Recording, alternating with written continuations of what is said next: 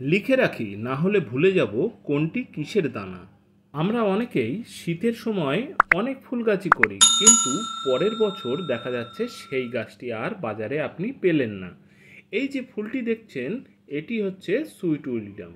গাছ প্রায় শুকিয়ে এসছে, বেশ কিছু ফুল একেবারে শুকিয়ে গেছে। আজ আমি এর দানা সংগ্রহ করে রাখব।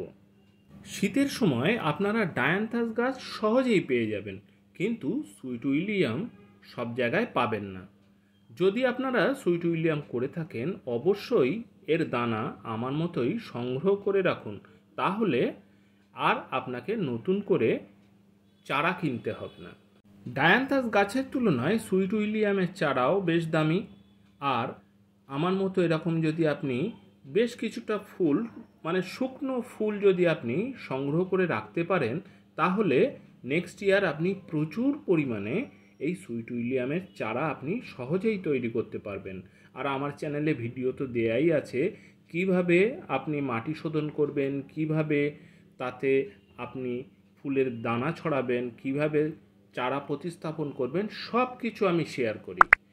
আমি যেমনভাবে গাছ করি সেইগুলি ভিডিও করে আমি রেখে দিই, আর আপনাদের সাথে সেটি আমি শেয়ার করি। কমেন্টে যদি কোনো প্রশ্ন থেকে থাকে অবশ্যই জানাতে পারেন, আমি উত্তর দেওয়ার চেষ্টা করব।